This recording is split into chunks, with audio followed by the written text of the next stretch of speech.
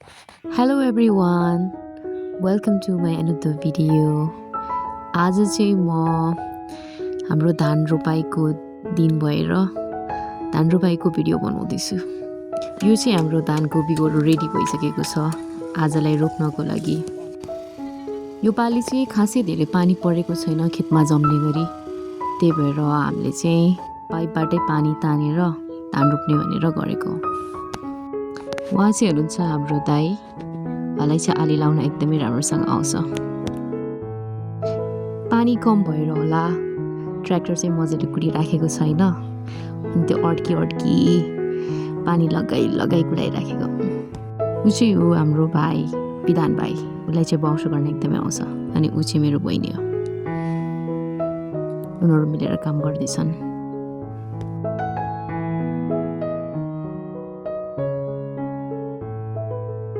खेतमा हिँडेको अनि जुगाले खाएछ।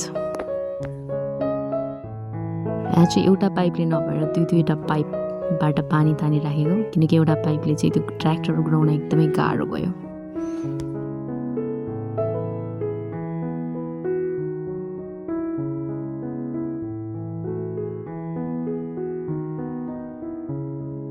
पानी चाहिँ यहाँ तान्दा अलिकति जमिसक्यो, अनि त्यही भएर सबैजनाले धान रोप्न सुरु गरिहाल्यो।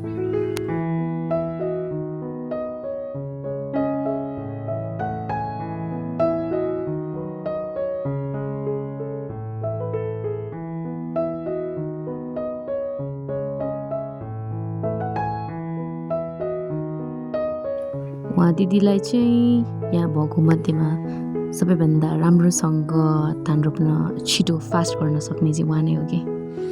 अरू चाहिँ कोही चाहिँ बिस्तारै सिक्दैछन्।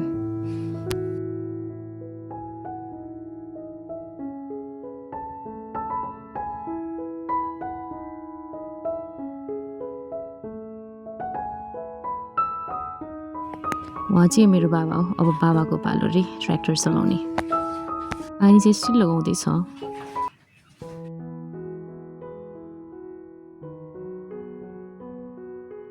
हामी चाहिँ यहाँ सबैजना छरछिमेकीहरू मिलेर काम गर्छौँ। एकजनाको एक दिन धान रोप्ने भयो, अर्कोजनाको अर्को दिन, त्यस्तो गरी नै मिलाएर धान रोप्ने गर्छ।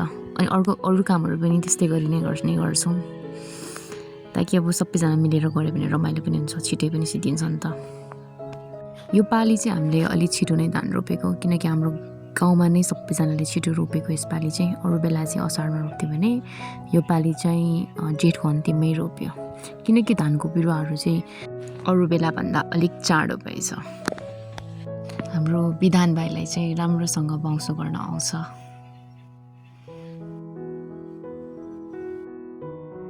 पानी नै राम्रोसँग नभएर सबैजना बसिरहेछ भन्नाले सबैजना सरर धान रोप्न पाइराखेको छैन नि।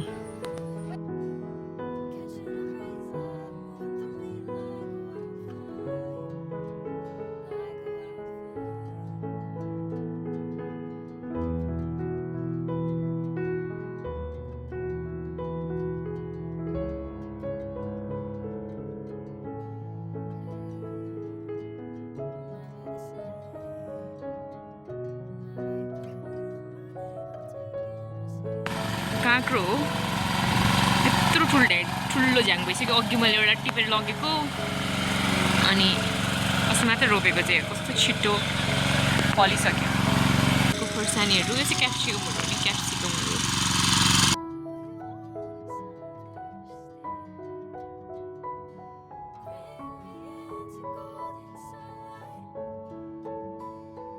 तपाईँको दाँत के भएको? भन्नुहोस् न, तपाईँको दाँत के भएको? कति दिन भयो नमाज्यो? भन्नु न, कति दिन भयो दाँत नमाज्यो?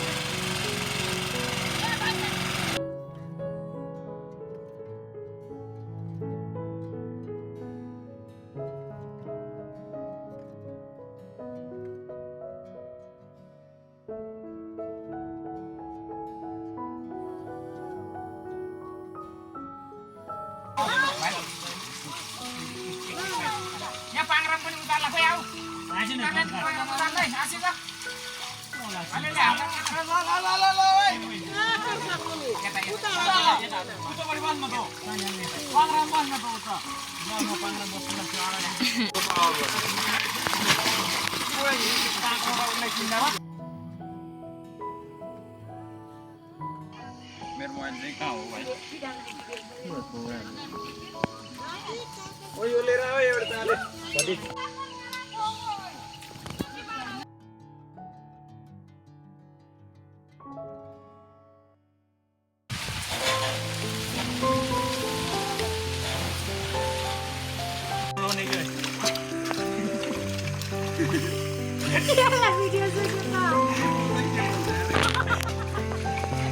सबैजना हँसाउँदै कुराहरू गरेर रमाइलोसँग काम गरिराख्नु भएको छ।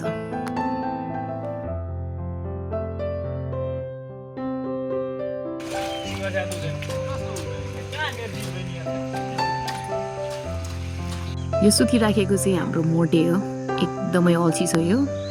अनि यो दुईजना चाहिँ छोटु हो अनि उसको साथी हो, दुवैजना अल्छी अनि बदमास पनि। हाम्रो आजको काम चाहिँ अब अलमोस्ट सिद्धिसकेको छ, किनकि पानी नै धेरै भएन अनि पाइपले लगाएर त्यो साध्यै भएन अनि आजको लागि यति नै। यो चाहिँ नेक्स्ट डे हो। आज पनि पानी त त्यति धेरै छैन, तर आज पनि पाइप नै लगाएर गर्दैछौँ। अनि भाइ बिहानदेखि नै आज ट्र्याक्टर लगाउँदैछ। आज पनि काम गर्नेमा दाइ हुनुहुन्छ। दाइ चाहिँ बिहानदेखि नै काम गरिराख्नु भएको छ, दाइ र भाइ अनि अरूहरू पनि छन्।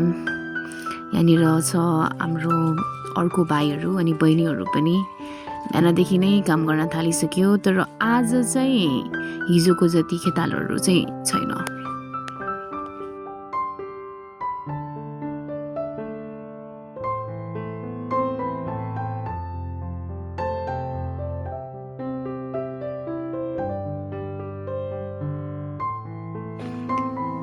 धान चाहिँ एकदमै बिस्तारी रोप्दो रहेछ नभन्नु होला, किनकि हामी चाहिँ बिस्तारै सिक्दैछौँ। यो चाहिँ अब कति सेकेन्डचोटि होला हामीले लास्ट इयर पनि रोपेको।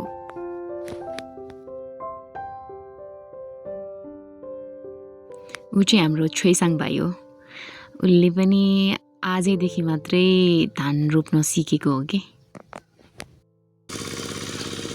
छोइसाङले पनि यसपालिदेखि मात्रै हेर्नु सिकेको धान रोप्नु।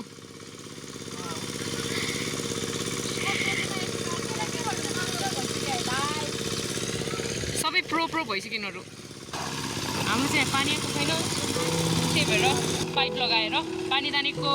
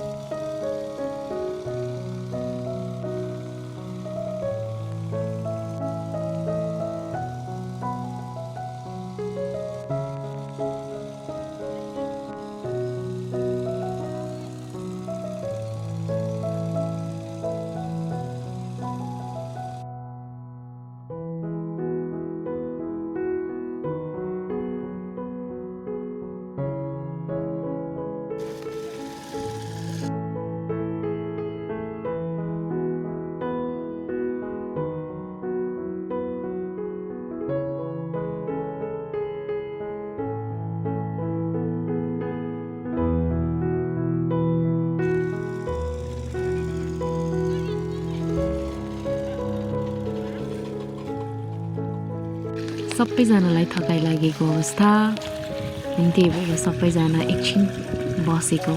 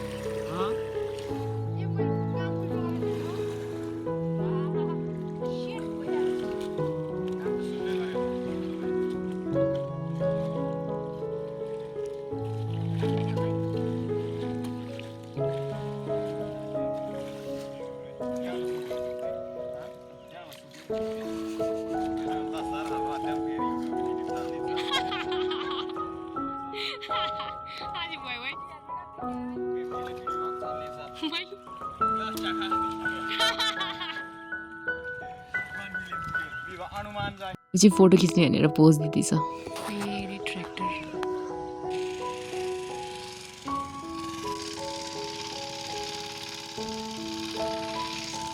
भाइहरू हिल्लो छापेर रमाइलो गर्दैछ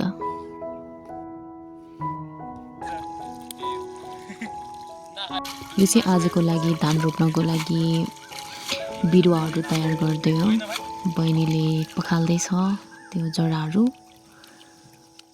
यसपालि चाहिँ धानको बिरुवाहरू धेरै नै भएछ अनि कसैलाई चाहियो भने चाहिँ अब हामी दिन्छौँ हैन भने चाहिँ बाँकी चाहिँ पुर्ने गर्छौँ हामी यो पानी नभए पनि फल्ने हो र यो चाहिँ यो धान आन्टी पानी यहाँ त सुकिरहेको हिजो हालेर फल्ला त यहाँ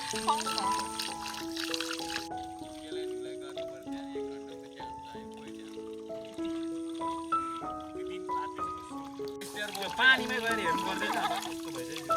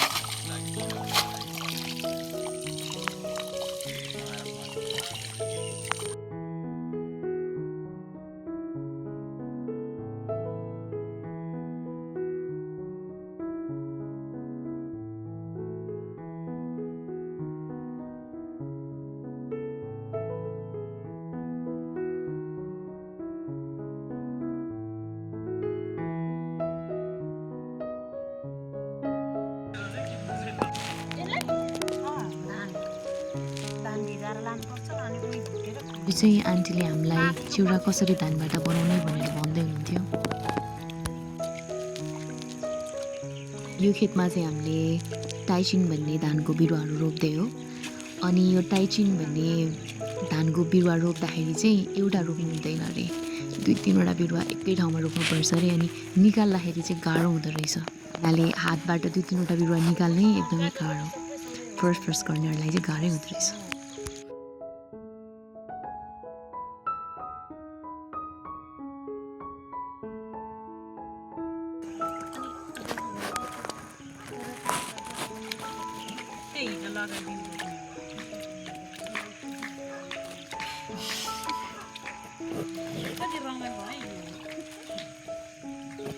मलाई एकदमै यहाँ किलाइ बिरुवाहरू निकाल्नु परिरहेछ किनकि मैले यो खाली चाहिँ रोपेको थिइनँ